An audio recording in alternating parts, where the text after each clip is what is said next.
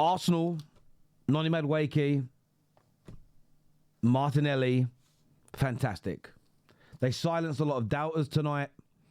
There was a lot of people banging for their blood. They demonstrated they do have brilliant squad depth. And on top of that, it shows what squad depth does for competition and how it can push players to another level. I'm going to break that down a little bit later on why that's so important. Remember, like, share, subscribe, and please hit that hype button. If you've got any hypes left this week, please use it on this bit of content. That would be amazing.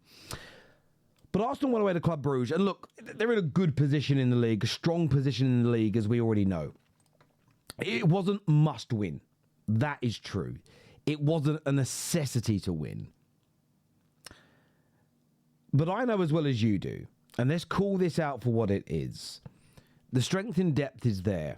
But of course, when you suddenly have a brand new backline that's never played together, as we saw against a very good Aston Villa, it can be tested and it can be penetrated and beaten. If it was that team playing together for 3, 4, 5, 6 games, relationships would also build. But we knew that Arsenal were going to have problems tonight. In fact, they picked up another knock to Urian Timber. 10 first-team players were either out-injured, left home, or on the bench tonight. So rotation included. 10. There's not very many teams in Europe that can do that. Now, I know that the Arteta outers, I know that the media was waiting for a slip-up to go, well, look, they've rotated, and look, they haven't won a game. A game they said was a dead rubber, a game they won't praise Arsenal for winning. Well, it doesn't matter, a dead rubber. They should be beating Club Brugge. But not when you rotate or have injuries for up to 10 players. That demonstrates that you have a very high quality strength in depth. Could they go away to Bayern Munich? Could they go away to Inter Milan? Could they go away to Atletico Madrid, Newcastle with that starting lineup and win? Probably not. But you're then talking about other very, very good teams across Europe. Where your strength in depth comes in is games like tonight, where you're able to rest Saka. You can leave Rice at home. I'm sure Timber's injury isn't too bad. It's more of a knock. But again, Arteta doing tonight what Arsenal fans have been begging him and asking him to do for a long time. And that's rest players that have got little niggles. Leave some of the stars at home. Leave some of the first 11 on that bench. And let the squad players, let the fringe players scrap it out. And they did a fantastic job of that tonight. And I want to start by talking about Noni Madueke, because I'm still not looking at him as this, oh my God, what an amazing signing. I'm not going to sit here and gaslight you and bullshit you into that. I criticised it when Arsenal did it, along with the majority of football fans, including Arsenal supporters. I didn't think it was a good deal. But I felt so far in his Arsenal career, he's done a good job. He had the unfortunate injury that kind of slowed his progression in the team down. But I felt the majority of the time he's played for Arsenal, he's been very attack-minded, consistently runs at a fullback, something I rate, a threat, and a really good team player. Doesn't moan, doesn't complain, left, right, on the bench, starting, gives his all when he comes onto the pitch. And I think that's a real asset to have. On top of that, and this has been since returning from injury, what I'm now noticing from Noni, or not noticing, we're all seeing, is that output is starting to arrive. And it's the biggest criticism that he got whilst at Chelsea, is there was a lot of skill, a lot of threat, but not a great deal of end product. And the opening goal tonight from Noni Madueke was absolutely fantastic on every level. On every level, one of the best goals you'll see in the Champions League this year. Picks it up about a third of the way into Brugge's half, I should say. It's not Brugge, it's Brugge. I get told off every time I say it wrong. Dribbles past a couple of players, shows great strength. Direct towards goal. Opens up, hits it with the left foot. And only a certain generation are going to understand what I'm about to say when I say Tony Yubara. Right? It reminded me of Yubara. Into that top corner, crossbar and in. An absolute scorcher of a goal. Arsenal deserved to take the lead, there's no doubt, up until that point. But it was a moment of brilliance, a moment of exceptional quality from Noni Madueke. And I feel that his performance overall tonight, plus the majority of the times he's played for Arsenal, warranted it. Now, I would then say Brugge had the better of the last 10 to 12, maybe 15 minutes before half-time. They were really putting Arsenal under a lot of pressure. There's a lot of pace on the counter-attack. Forbes on the, Forbes on the right-hand side from their City Academy. He's obviously now at Brugge. He was a constant threat, and they had a couple of decent chances. And on the 43rd minute, David Raya comes up with a fantastic save to keep Arsenal ahead.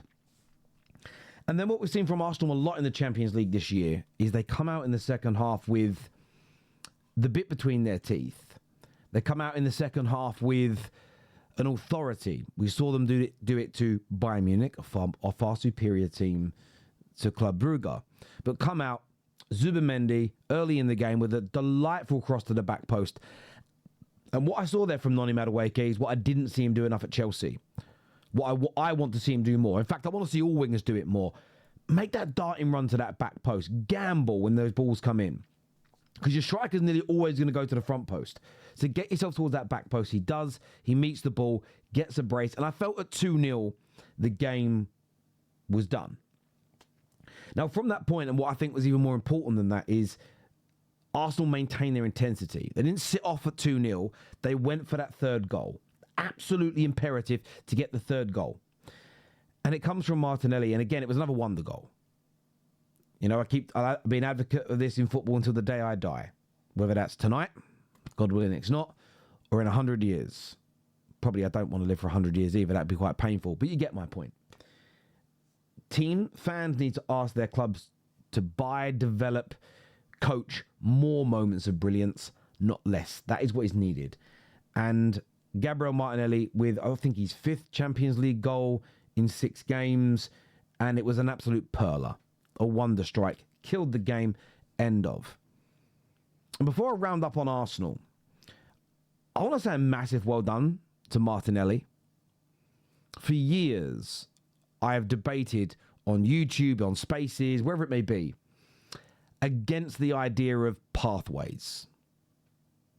And what I mean by that is, of course, you always want there to be pathways at your club for players. But 9 times out of 10, you might every now and then have a manager that has a disliking towards a certain player. Man United right now, Kobbie Mainoo and Amorim. You get those examples, but they're the anomalies. If you are good enough, you play. If a new player is purchased and you outperform them, you'll play. If you have a better attitude, if you're more consistent. Noni Madueke has come in. A brand new number 9 has come in. Both those players challenge Martinelli's position. Because Martinelli could be used centrally. But you know when Kai Havertz is fit, Kai Havertz and Gyökeres are going to dominate those central areas. Trossard's been in brilliant form this year. And Eze can play out on that left. But what I feel like Martinelli has done, instead of being a sulker, instead of being a baby, instead of being petulant, throwing his toys out the pram, sabotaging his team, he's got his head down, he's worked hard, and he's now producing the outputs that, if he continues across all comps, he'll match and surpass his best ever season. And that's exactly what every football club and every fan of said club should demand. It isn't, oh, why are we buying another attacker? We're going to get in the way of the development of Martinelli. We're going to get in the way of the development of Saka, the development of X, Y, and Z. It's a nonsense.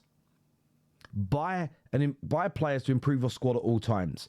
Because part of what you've got to test is your players' ability to fight through adversity. Just if to get into your own first team is hard, imagine how hard they're going to work each week to stay in that team. It's why the great teams always have good squad depth. Part of the reason is they've got good squad depth is why they win. But they maintain that squad depth. They maintain that sharpness because training games can be as hard as playing any other team in the country. And it keeps you at your absolute best. Now, to round up the Arsenal game, I'm going to say this. Mikel Arteta deserves a lot of credit for tonight. He did again. The only thing I would say I probably wouldn't have done if I was him, but I'm probably thinking more about PR, is I wouldn't have brought Saka on because that will still wind up the detractors. But Urian Timber, little knock, rests him.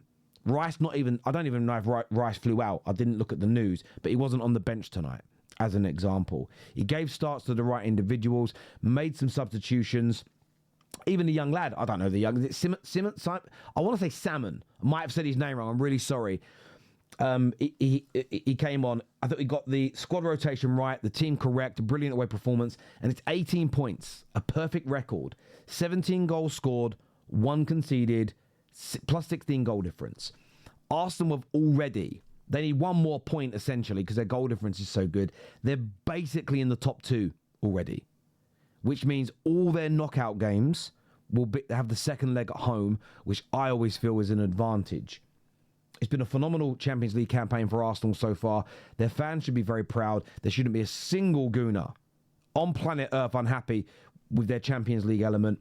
And of course, after a bad result of the weekend, what a way to bounce back with your squad. With your squad players being used. Wolves next. I still think there should be a large element of rotation before you go on to I think it's Everton they play away. But well done to Arteta. Well done to Arsenal tonight. Do me a favour, please, and like and share if you haven't done so already. Hit that like button, subscribe, and of course the hype button as well.